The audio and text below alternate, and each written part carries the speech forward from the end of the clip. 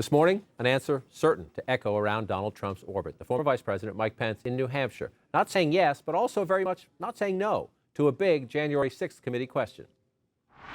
If they were to call you, the committee, to come and testify, talk, would you be agreeable?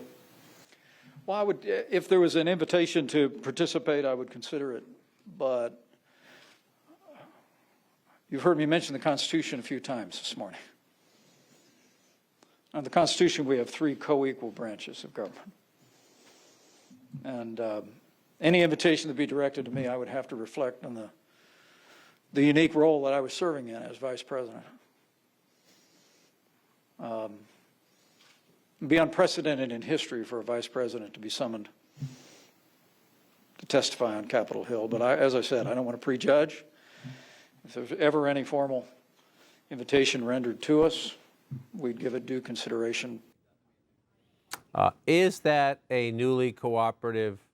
Sure, heads are shaking, or it's just I'm being polite. But you got my chief of staff, you got my chief counsel, you got my national security advisor. We're good here. Is that what that is? Yes, yes. That's a very long, very careful way to say no, thanks. No Just thanks. the whole end of his answer about the Constitution. We're told that is the part of that answer to look and listen to. There is no change in his stance. He does not feel the need to testify at this time, according to somebody close to him. It's also classic Mike Pence, by the way, where you a lot of words to actually say nothing. I mean, that's a classic technique that he uses. Yes. And you know, he says, sure, I'll consider it, but the but part was much longer than, you know, the idea that he would consider it. But there were some very significant words, especially at this moment, when you have threats against FBI agents, threats against the federal judge who signed off on the search warrant at Mar-a-Lago. You have Trump supporters talking about war. You have Marjorie Taylor Greene in Congress saying defund the FBI. You have Donald Trump saying maybe the FBI planted evidence. You had an attack in Cincinnati. You had a man arrested in Pennsylvania for threats on the FBI. Mike Pence says, everybody calm down and watch your words. I also want to remind my fellow Republicans,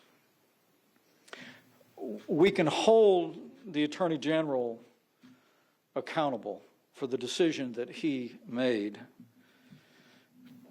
without attacking rank and file law enforcement personnel at the FBI. And these attacks on the FBI must stop.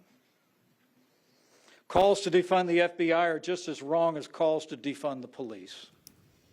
Those are important words, especially given the moment and the threat against hardworking, honest people in law enforcement. The question is, will other Republicans heed them? Maybe or maybe not, but the fact that he planted that flag intentionally in a speech in New Hampshire, where it is a place where he might be visiting a lot more if he actually does decide to run and potentially challenge his former boss. He's staking out a place where, I mean, if you take a step back and you think about the non-Trump Republican Party, the party has been and should be, if they're sticking to their ideals and their philosophy about where law enforcement should be. He knew what he was doing. He was separating himself from Donald Trump in a very deliberate way.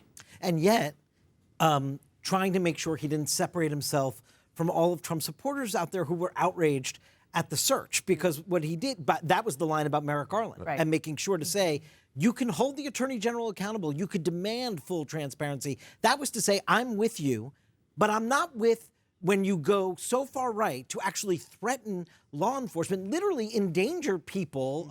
There has been violence from this kind of rhetoric, and he's having none of that and is trying to steer the party back. So we'll see if it's an impossible task or a possible task, but his task here is to try and bridge the divide and try to be a little something to both pieces of the party. Yeah, you know, I mean, in so many ways, he is like walking a tightrope in high heels. I mean, this is just a precarious and nuanced position he is trying to stake out against someone, you know, and against a sort of base of the Republican Party that isn't about nuance. You know, it's about the extremes, it's about passion, it's about emotion, and there you have Mike Pence trying to sound rational in trying to sound like a statesman. To that point, remember, he served in the Trump White House. There have been stories in recent days about how meticulous Team Pence was in collecting its documents, labeling its documents, making sure the classified documents got back to the right places, right? That's a deliberate contrast to how Donald Trump handled classified material. So you mentioned, is there a sweet spot? Is there a middle ground for Mike Pence?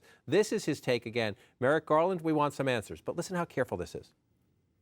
I call on Attorney General Garland to give the American people a full accounting of the reasons why this action was necessary. I mean, never before in American history has the personal residence of a former president been subject to a search warrant.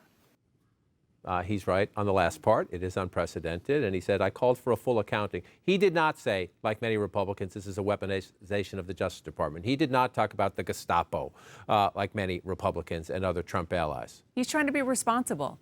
As I was listening to him, I was thinking about one key challenge that he has that no other potential 2024 candidate has, which is that the people who were not only there on January 6th, but actually believe what Donald Trump says, think that he's responsible for Donald Trump losing. He is singularly responsible for Donald Trump not being able to get back into the White House. That's a big challenge that he has. Yeah, it's flat wrong. Right. It's totally misleading. It is not true. There is no factual basis.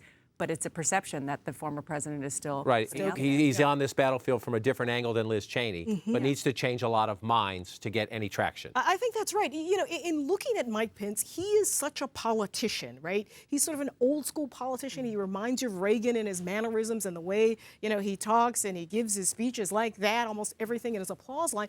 In so many ways, politics has sort of moved beyond that approach to being a political figure. But listen, he's going to give it a whirl. He owes much of his standing to Donald Trump, but at the same time, he's got to try to separate him. It's a tall order. Dana noted he was in New Hampshire. He heads to Iowa in the next couple of days Yeah. to be at the state fair. So obviously, we're going to see a lot more from Mike Pence. He is keeping his options open. I want to turn to January 6th and the congressional investigation. Today, we just heard from former Vice President Mike Pence. He said he would consider testifying in front of the January 6th committee.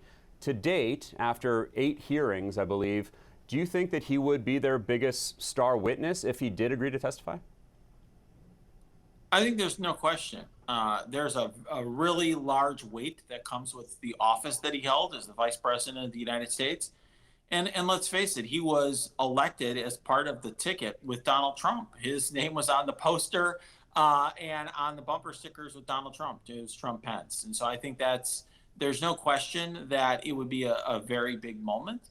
And his testimony, I think, could be potentially quite important. I think there have been some implications that have been drawn regarding whether his life was threatened, if he felt threatened, and what his conversations were with the former president. In other words, as President Trump was talking to him about potentially casting aside electors or trying to send the election back to the states, what exactly did the president say? How did he try to pressure Mike Pence to engage in unlawful actions? I think that is very important evidence, and it would be a must-see TV and potentially very legally important.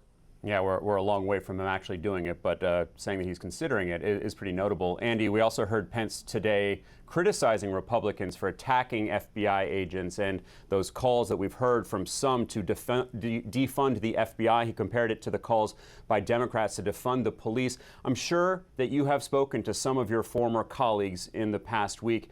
Has the Bureau been rattled by what we're hearing, by what we're being told are unprecedented threats?